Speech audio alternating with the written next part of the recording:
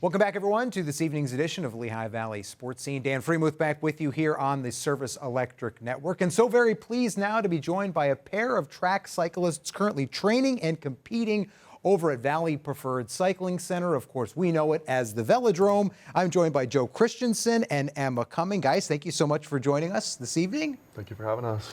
Now, for both of you, and Joe, we'll start with you. You guys have both been to T-Town before. So let's just start with how special the Velodrome is. How special is it to compete here in Trexlertown? As an American, I mean, it's the top track in the nation. It's kind of the home of American track cycling. So it's a big deal to me. This is probably my 7th year here. You know, every summer, kind of the whole world converges on Trexlertown for 3-4 weeks, you know, the month of June. And yeah, it's something I always am looking forward to. So really excited to be back. And Emma, what about you? Your experiences at T-Town and how special a place it is? Yeah, for sure. I feel like T-Town's one of those places where the crowd always knows where to get up and how to get up. But it was definitely like very new for me when I first came in 2017. So I'm really looking forward to being back in that environment of the crowd just roaring. In case you guys couldn't tell, Joe mentioned he's from the U.S. Emma, however, is not New Zealander, but that's what makes Trexlertown so special. We're able to bring in these track cyclists from all corners of the globe. And for you, Emma, you know, COVID is sort of the elephant in the room when we talk about getting back into competition. For you, though, you had a very different COVID situation. Joe, we'll talk to you in a minute about how some of your opportunities have been tabled as a result of COVID. But for you, Emma, you were working your way back from an injury, surgery, some setbacks from that, and COVID actually came at a fairly good time for you. Can you tell us a little bit about that? Yeah, for sure. I feel like COVID definitely was, like, obviously had its positives, also had its negatives. Yeah. But for me, I came to Trexlertown in 2019 after my first hip surgery. Was planning to race, but just had a bit of bad luck with injury and just not quite where we wanted to be. So came and watched and cheered on all my competitors, and then went back to New Zealand, tried to then recover back from an injury. And yeah, just had a bit of bad luck with just injury. Everyone knows what it's like. Anyone who's been through it, it definitely comes with its ebbs and its flows. So yeah, for me, COVID was a bit of a blessing because it meant that I didn't have to sit too much on the sidelines. Right. There was only, New Zealand only sent one team away, and that was to the Olympics. So it was only one race that you felt like you had to miss out on, not during a usual cycling season. You usually have up to 10 to 15 events. So it was nice to only miss one. Right. But now it's nice to get my feet back on the ground and be able to come here and race for 4 weeks. And yeah, really looking forward to it. And you're feeling fully healthy and like you're able to compete like the Emma 4 years ago now, right? I don't know about that. Okay. I think after any sort of significant injury, you really struggle to come back fully and to like have faith in it. That's one of the biggest things that I've struggled with, is that, you know, over the last 3 years, my body, I don't want to say failed, because it definitely hasn't failed me, but I think that's one of the best ways to describe it, is that it hasn't been able to do what you would usually do. So it's definitely hard to come back from that and have the trust in it again. But trust comes with time, and everyone knows that. So the more times that I put myself out there and race my bike, the more times that my brain goes, oh yeah, I can do that again. Right. Oh yeah, I can do that again.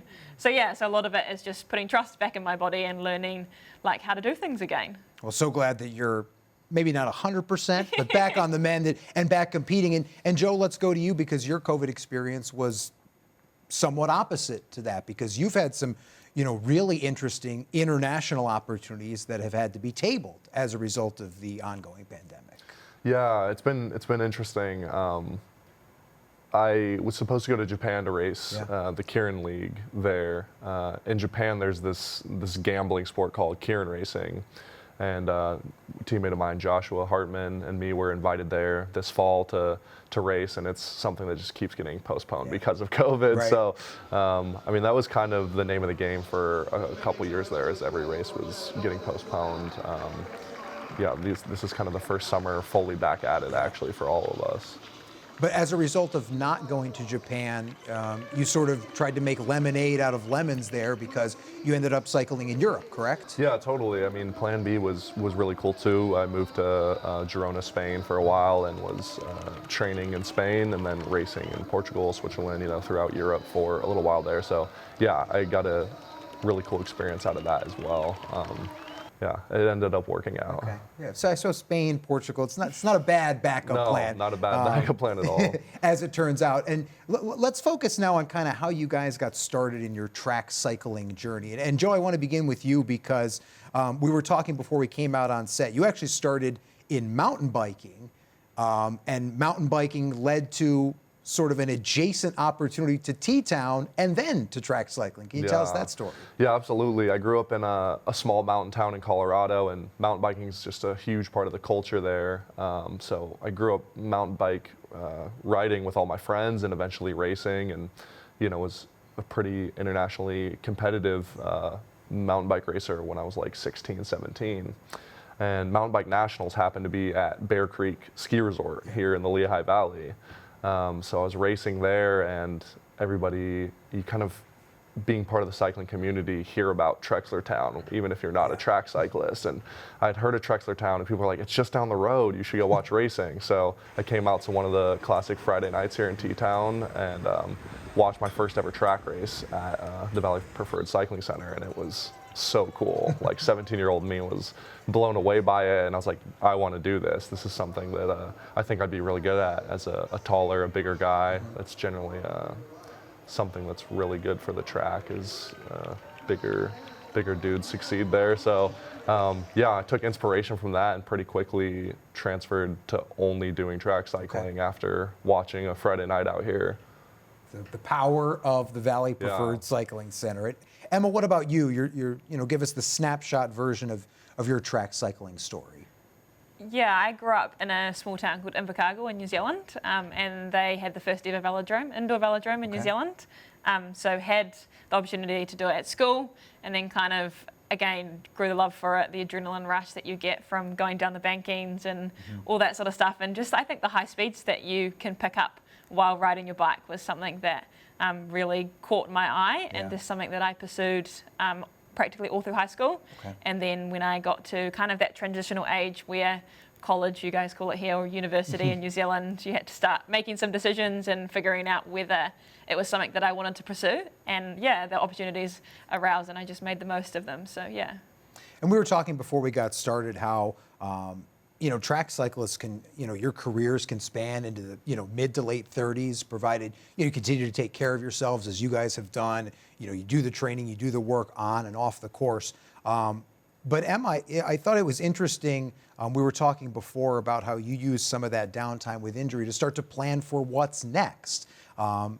Becoming a teacher's aide and sort of changing your academic point of focus for that secondary career after track cycling. Can you talk a little bit about that? Yeah, for sure. I think as any sort of athlete or anyone can understand, you spend so much of your life in one portion of this. And for me, a lot of my identity was linked to Emma the bike rider or Emma the cyclist. So going through a period of, nearly 3 years of not being able to do that took away a lot of my identity, and was definitely something that I really struggled with. But I knew that, bike riding, I'm not going to have to do it till I'm 80 or till I retire. So it was something that I looked at options of finding things that I enjoyed other than riding my bike. So was lucky enough to have opportunities in New Zealand where I could try lots of different things. So I went through a few volunteering. I volunteered at an old person's home and did some retirement stuff, and ended up at a school actually and doing some teacher aid working, and found, I guess, a big passion for like looking after kids and the educational side of kids. And I think it's super rewarding. I think bike riding and being an athlete is very rewarding, and I think in teaching you can do that as well, like seeing the pure joy on kids' faces when they finally get something or when something clicks. It's pretty unreal. So so I've switched my studies over. I'm studying to be a school teacher, and it's something that I'm super passionate about. So that's wonderful. So not just Emma the bike rider, and not just Joe the bike rider either. And through Star Track Cycling, Joe, you've done some work in helping kind of grow that next generation of cyclists as well, correct? Yeah, absolutely. Star Trek's this program out of New York City, just helping inner city kids get on bikes. There's a velodrome in New York, little known. It's called Casina. It's pretty beat up, not quite as nice as the velodrome here, but it's awesome. And everybody, gets out there. We get a bunch of kids on bikes. So I go out and help coach some kids out there from time to time. And they all come out to Trexler Town here, and then like at nationals and stuff here, we have up to 80 kids all rolling on the bikes. So yeah, that's a big part of what I'm about and what Star Trek's about, is just getting all these kids on bikes. That's great.